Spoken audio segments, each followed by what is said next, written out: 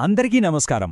ఈరోజు మనం ప్రపంచంలోనే అత్యంత గొప్ప ఇతిహాసాల్లో ఒకటైన మహాభారతం గురించి క్లుప్తంగా తెలుసుకోబోతున్నాం.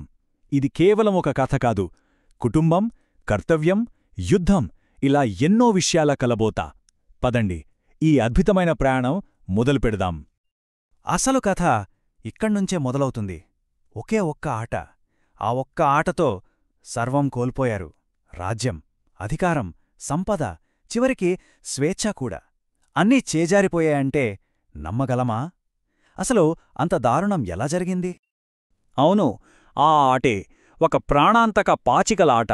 అదే ఈ మహా ఇతిహాసంలో ఒక కీలకమైన మలుపు.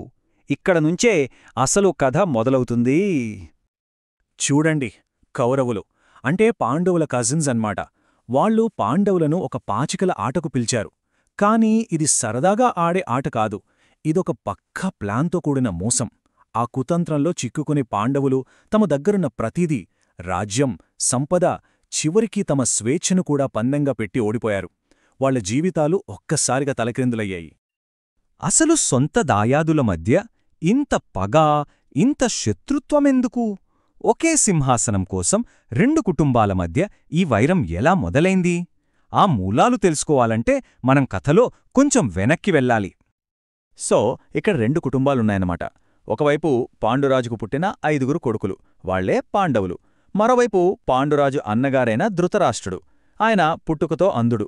ఆయనకు 100 మంది కొడుకులు, వాళ్లే కౌరవులు. నిజానికి ధృతరాష్ట్రుడు పెద్దవాడు, కాని అంధుడు కావడం వల్ల తమ్ముడైన పాండురాజు రాజయ్యాడు. అక్కడే మొదలైంది అసలు సమస్య. ఆ వారసత్వపు చిక్కే వాళ్ల మధ్య అసూయకి, శత్రుత్వానికి కారణమైంది. పాచికల ఆటలో ఓడిపోయాక పాండవుల జీవితం పూర్తిగా మారిపోయింది. వాళ్లకు విధించిన శిక్ష వాళ్లను అడవులపాలు చేసింది. ఇక అక్కడినుంచి కథ మెల్లమెల్లగా ఒక పెద్ద యుద్ధం వైపు దారితీసింది. ఆ ఓటమికి వాళ్లు చెల్లించాల్సిన వెల ఏంటో తెలుసా? 13 సంవత్సరాల అరణ్యవాసం. అదొక కఠినమైన శిక్ష. పాండవులను రాజ్యం నుంచి శాశ్వతంగా దూరం చెయ్యాలనేది దాని వెనుకున్న ప్లాన్. ఈ 13 ఏళ్ల శిక్షలో మళ్ళీ 2 భాగాలున్నాయి. మొదటి 12 ఏళ్లు అడవుల్లో కఠినమైన జీవితం గడపాలి. సరే, అదొక ఎత్తు. కాని ఆ తర్వాతొచ్చే 13వ ఏడుని చూశారు, అది ఇంకా కఠినం.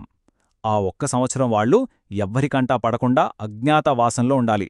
ఒకవేళ ఆ సమయంలో ఎవరైనా వాళ్ళని గుర్తుపడితే మళ్ళీ మొదట్నుంచి మళ్ళీ 13 ఏళ్ల వనవాసం రిపీట్ అవుతుంది. ఎంత కఠినమైన పరీక్షో కదా! సరే, పాండవులు ఆ కఠినమైన పరీక్షను కూడా పూర్తి చేశారు. 13 ఏళ్లు ముగిశాక శాంతియుతంగా తమ రాజ్యం తమకివ్వమని దుర్యోధనుణ్ణి అడిగారు. కాని అధికార దాహంతో కళ్ళు మూసుకుపోయిన దుర్యోధనుడు ఏమన్నాడు తెలుసా? సూది మొన మోపినంత స్థలం కూడా ఇవ్వను అని తేల్చి చెప్పేశాడు. శాంతికి ఇక దారులు మూసుకుపోయాయి. శాంతి కోసం చేసిన ప్రయత్నాలన్నీ విఫలమవటంతో ఇక పాండవులకు ఒకే ఒక దారి మిగిలింది. న్యాయం కోసం యుద్ధం చెయ్యడమే. అదే చరిత్రలో నిలిచిపోయిన కురుక్షేత్ర మహాసంగ్రామం. కురుక్షేత్రంలో జరిగిన ఆ మహాయుద్ధం మాటల్లో చెప్పలేనిది. పాండవుల వైపు సైన్యం తక్కువే అయినా ధర్మం వాళ్లవైపుంది. చివరికి వాళ్లు దుర్యోధనుణ్ణి, కౌరవులను ఓడించి గెలిచారు. హస్తినాపుర సింహాసనాన్ని మళ్లీ దక్కించుకున్నారు. ఆ తర్వాత సుమారు 36 ఏళ్లపాటు ధర్మబద్ధంగా, న్యాయంగా పరిపాలించారు. సరే, ఇప్పటిదాకా మనం కథ గురించి మాట్లాడుకున్నాం. కాని అసలు ఇంత పెద్ద ఇతిహాసం ఎలా పుట్టింది? దాని ఎవర్రాశారు? దీని వెనక కూడా ఒక అద్భుతమైన కథ ఉంది. ఇది కథలో కథ అన్మాట. ఈ మహా ఇతిహాసానికి కర్త మహర్షి వ్యాసుడు. కథ మొత్తం ఆయన మనసులోనే ఉంది. కాని సమస్య ఏంటంటే ఆయన ఆలోచన వేగానికి సరితూగేలా రాయగల లేఖకుడు కావాలి. అంతటి సమర్థుడు ఎక్కడ దొరుకుతాడు?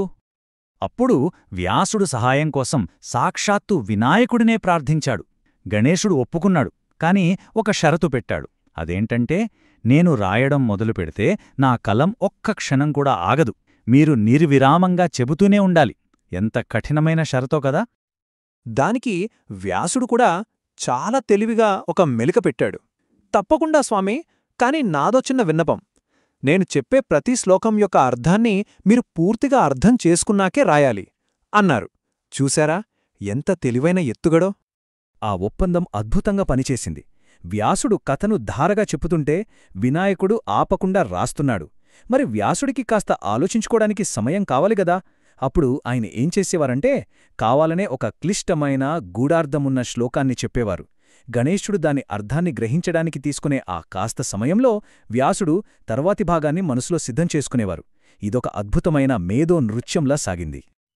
ఇలా రూపుదిద్దుకున్న మహాభారతాన్ని వ్యాసుడు మొదట తన కొడుకు శుకుడికి, అలాగే తన శిష్యులకి బోధించాడు.